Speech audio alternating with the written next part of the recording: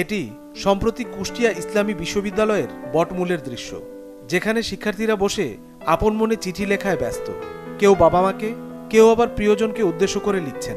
নির্দিষ্ট মূল্যে ডাকটিকিট সংগ্রহ করে সামনে রাখা ডাকবাক্সে ফেলছেন চিঠি। কি আছে চিঠিতে? কেনই বা এমন আয়োজনে সামিল হয়েছেন শিক্ষার্থীরা? আবেগজড়িত কণ্ঠে জানান তাদের প্রতিক্রিয়া।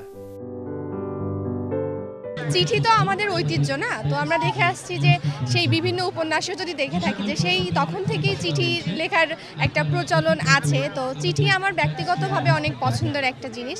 চিঠি পাইতেও ভালো লাগে, চিঠি দিতেও ভালো লাগে। তো আমি মূলত চিঠি দিয়েছি দুইটা আমার দুইটা ফ্রেন্ডকে আর একটা আমার জুনিয়রকে, এই আর কি। আমাদের এখন নিউ জেনারেশন এসে আমরা চিঠি লেখার অভ্যাসটা ভুলে গেছি। চিঠি লেখার মাধ্যমে কি হয়, আমার মনের ভাবটা প্রকাশ করতে পারি একে অপরের কাছে।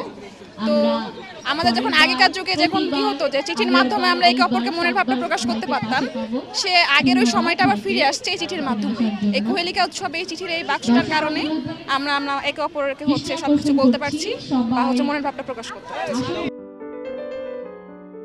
শিক্ষার্থীরা জানান, বাবা দাদা কিংবা বড়দের কাছ থেকে চিঠি আদান প্রদানে আবেগমাখা স্মৃতির কথা। এ এক অন্যরকম অনুভূতি। এটি তারই উপলব্ধির প্রয়াস মাত্র। চিঠির যে বিষয়টা, এটা আমাদের কাছে খুবই ইউনিক, কেননা আমরা সবসময় এখন মেসেঞ্জার, ফেসবুকে আমরা যোগাযোগ করতে আমরা অভ্যস্ত, কিন্তু এখন আমরা এই যে হাতে লেখা চিঠির মাধ্যমে যে আমরা কথোপকথন, আমাদের মনের ভাব প্রকাশ করলাম, এটার মাধ্যমে আমরা খুবই খুশি, খুবই আন্তরিক। যদি এটার পর্যাপ্ত যত্ন নেওয়া হয়, আগের মতো যত্ন নেওয়া হয় এবং এটার প্রচলন আবার নতুন করে শুরু করা হয়, তাহলে আমি আশা করি যে এটা আবার আগের মতো প্রচলিত হবে ইনশাল্লাহ।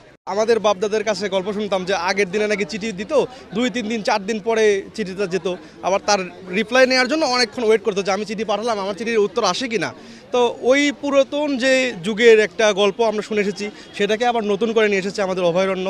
এই ডাক বক্সের মাধ্যমে আমরা এখানে চিঠি দিতে পারবো এবং সেই চিঠি আমাদের শুভাকাঙ্ক্ষী যাদের কাছে পাঠালাম তাদের কাছে আবার পৌঁছে যাবে। এটা সেই পুরাতন একটা ফিল আমরা যেমন পাচ্ছি, আবার তারা যদি উত্তরটা দিতে চাই, সেই উত্তর আবার আমাদের অভয়ারণ্য নিয়ে আসবে, নিয়ে এসে আবার আমাদের কাছে দেবে। আমাদের এখানে মেন লক্ষ্য হচ্ছে, আমাদের চিঠি বাক্সতে দেখতেছেন যে অনেকে চিঠি লিখতেছে। আমরা আধুনিকতার ছোঁয়ায় আমাদের যে একটা ঐতিহ্য ছিল চিঠি নিয়ে লেখা, যে চিঠি আসলে একটা আবেগের জায়গা। এই আবেগের জায়গা থেকে মানুষ তার প্রিয়জনকে, আপনজনকে চিঠি লেখে। তো আমরা এই উদ্যোগটা নিয়েছি যেন আমরা সে অতীতের যে স্মৃতিটা ছিল আমাদের যে গ্রাম বাংলা ঐতিহ্য, সেই ঐতিহ্যকে লালন করার জন্য আমরা এই উদ্যোগটা নিয়েছি। আয়োজকরা বলছেন, আধুনিকতার সংস্পর্শে অতীতের চিঠি আদান প্রদানের আবেগকে ভুলতেই বসেছি। সেই স্মৃতিকে তুলে ধরতে এই আয়োজন। এখন মূলত আমরা স্মার্টফোনের উপর নির্ভরশীল। খুদে বার্তার মাধ্যমে বা সরাসরি ফোন করে আমরা বন্ধুবান্ধব, প্রিয়জন বা বাবা মাকে আমরা খোঁজখবর নেই। কিন্তু আমাদের এই অভয়ারণ্যের উদ্যোগে এই যে কুহেলিকা উৎসব, এই কুহেলিকা উৎসবে আমরা যে চিঠির বক্সটা রেখেছি, এখানে চিঠিতে বাঙালির তথা হাজার বছরের কিন্তু একটা আবেগ। একজন মানুষ যখন একজন মানুষকে চিঠি লিখে, ওই চিঠিটা 3 দিন 2 দিন পরে তার ঠিকানায় যখন যায়, ওই চিঠিটা খোলার মধ্যে কি লেখা আছে, ওই যে একটা আবেগ, এটা কিন্তু একটা SMS-এর মাধ্যমে বা ফোনে সরাসরি কিন্তু বোঝানো সম্ভব না।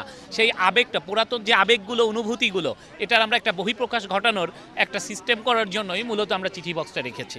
ইসলামী বিশ্ববিদ্যালয়ে শিক্ষা অর্জনের পাশাপাশি আমাদের যে গ্রামীণ সংস্কৃতির যে ঐতিহ্য, এটি হারিয়ে যাওয়ার মতো পরিস্থিতিকে তারা উজ্জীবন করার চেষ্টা করেছে। এবং আমি যতটুকু জেনেছি এই মেলাটি প্রদর্শন করে, তাতে আমার কাছে মনে হচ্ছে সবগুলো বিভাগের শিক্ষার্থীরা এই আয়োজনের সাথে সম্পৃক্ত হয়েছে এবং তারা এটিকে একটা প্রাণবন্ত করে গড়ে তুলেছে। আমার বিশ্বাস, এই ধারাবাহিকতা রক্ষা করলে বর্তমান নতুন প্রজন্মের ভিতরে যে মূল্যবোধের অবক্ষয় এবং তাদের ভেতরে যে নৈতিকতার স্খলন, এই জায়গাতে যদি আমরা বাঙালির সংস্কৃতির ওই জায়গায় ফিরে যেতে পারি, তাহলে আমাদের ভিতরে মনোজগৎটাকে এটি আরও অনেক বেশি তাড়িত করবে, শানিত করবে। আরও বেশি বেশি করে এমন আয়োজন করার দাবি শিক্ষার্থীদের।